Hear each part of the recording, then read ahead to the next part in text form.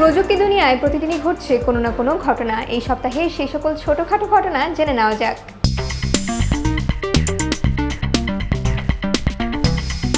বিশ্বের বৃহত্তম দুই চিপ নির্মাতা TSMC ও স্যামসাং ইলেকট্রনিক্স আগামী বছরগুলিতে সংযুক্ত আরব আমিরাতে সম্ভাব্য চিপ প্রকল্পগুলি নির্মাণের বিষয়ে আলোচনা করেছে, যার মূল্য ওয়াল স্ট্রিট জার্নালের হিসেবে $100 বিলিয়ন বেশি হতে পারে। প্রতিষ্ঠানটির বরাতে আরও জানা যায়, TSMCর শীর্ষ নির্বাহীরা সম্প্রতি সংযুক্ত আরব আমিরাত পরিদর্শন করেছেন এবং তাইওয়ানে কোম্পানির সবচেয়ে বড় এবং সবচেয়ে উন্নত সুবিধাগুলোর সাথে সমতুল্য একটি প্ল্যান্ট কমপ্লেক্স সম্পর্কে কথা বলেছেন। পাশাপাশি দক্ষিণ কোরিয়া ভিত্তিক স্যামসাং ইলেকট্রনিক্সের সম্প্রতি শীর্ষ নির্বাহীরাও দেশটি পরিদর্শন করেছেন এবং সামনের বছরগুলিতে দেশটিতে বড় পরিসরে নতুন চিপ তৈরির কার্যক্রম বিবেচনা করছে।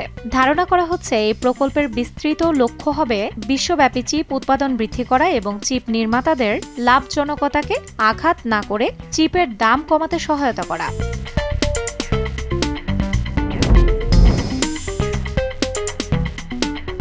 দক্ষিণ কোরিয়ার স্যামসাং ইলেকট্রনিক্সের স্যামসাং ডিসপ্লে কোম্পানি উত্তর ভিয়েতনামের একটি কারখানায় অটোমোবাইল এবং অন্যান্য প্রযুক্তির সরঞ্জামের OLED ডিসপ্লে তৈরির জন্য $1.8 বিলিয়ন বিনিয়োগের পরিকল্পনা করেছে।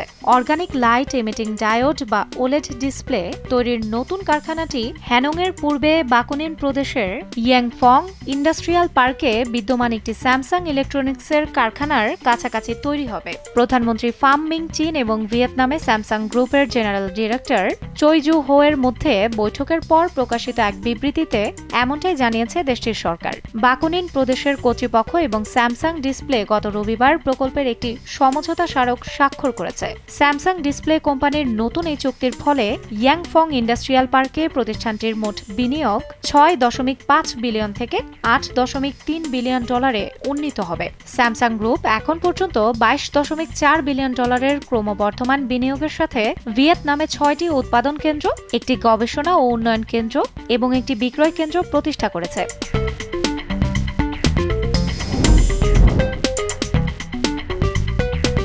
বিশ্বের ব্যক্তিগত কম্পিউটার জগতের এক বিশাল নাম 5 দশক ধরে পরিচালিত ইন্টেল সাম্প্রতিক সময়ে লোকসানের মুখে থাকা এই প্রতিষ্ঠানটি অধিগ্রহণে আলোচনা করেছে আরেক চিপ জায়ান্ট কোয়ালকম। তবে প্রতিষ্ঠানটি ইন্টেলকে এখনও মূল্য বিষয়ক কোনো ইঙ্গিত দেয়নি। বছরের তৃতীয় প্রান্তিকে ইন্টেলের শেয়ার মূল্য 3.3% বেড়েছে, যখন কোয়ালকমের শেয়ার মূল্য 2.9% কমেছে।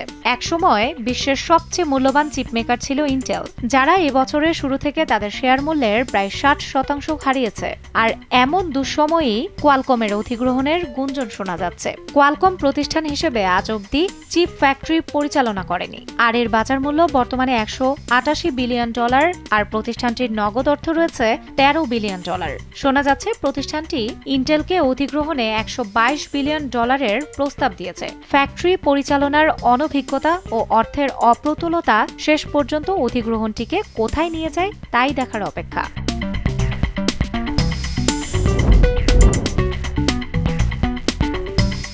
বাজারে আসতে না আসতেই আবারও আলোচনায় অ্যাপেলের নতুন ফোন আইফোন 16। তবে এবারের এই আলোচনা এই ফোনের কোনো ফিচার নিয়ে নয়। এবার আইফোন 16 প্রোর বেশ কিছু ব্যবহারকারী অভিযোগ তুলেছেন টাচ স্ক্রিন সমস্যার।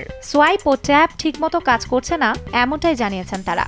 GSM এরিনার তথ্য মতে iOS 18 এবং iOS 18.1 সম্মিলিত আইফোন 16 প্রো ব্যবহারকারীদের অনেকেই পড়েছেন এই সমস্যায়। মূলত প্লাম রিজেকশন অ্যালগোরিদমের কারণে এই সমস্যা হচ্ছে বলে জানা গেছে। স্ক্রিনের প্রান্তে বিশেষ করে ক্যামেরা কন্ট্রোল বাটনের পাশেই এই সমস্যাটি বেশি দেখা দিচ্ছে। কিছু সময়ের জন্য প্রান্তে টাচ কাজ করছে না, যদিও স্ক্রিনের অন্য সময় জায়গায় টাচ কাজ করছে বলে জানা যায়। ধারণা করা হচ্ছে মূলত সফটওয়্যার ত্রুটির কারণে এমনটি ঘটেছে, আর অ্যাপল পরবর্তী সফটওয়্যার আপডেটে সেটির সমাধান হতে পারে।